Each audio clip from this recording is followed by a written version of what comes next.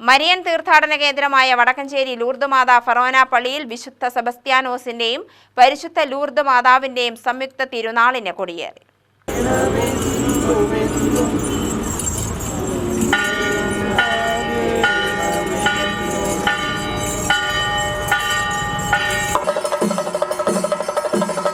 വെള്ളിയാഴ്ച വൈകിട്ട് 5-ന് ഇടവക വികാരി ഫാദർ റെജി മാത്യു കൊടിയേറ്റ് നടത്തി.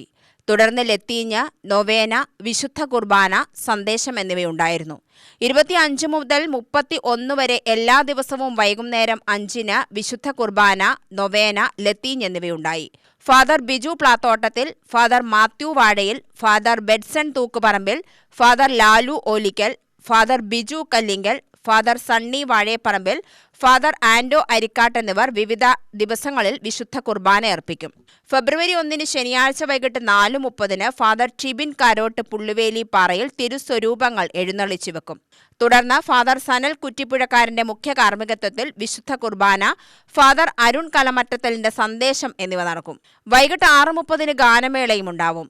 പ്രധാന തിരുനാൾ ദിനമായ ഫെബ്രുവരി 2 ഞായറാഴ്ച കാലത്ത് 6:30-ന് വിശുദ്ധ കുർബാന, വൈകിട്ട് 3:30-ന് ഫാദർ ജെയ്സൺ കൊള്ളന്നൂരിന്റെ മുഖ്യ കാർമ്മികത്വത്തിൽ ആഘോഷമായ തിരുനാൾ പാട്ടുകുർബാന എന്നിവയ്ക്ക് ശേഷം ഫാദർ മാത്യു ഇല്ലത്തുപറമ്പിൽ സന്ദേശം നൽകും. തുടർന്ന് തിരുനാൾ പ്രദക്ഷിണം, ആശീർവാദം, കരിമരുന്ന് പ്രയോഗം, ബാൻഡുമേളം എന്നിവ നടക്കും.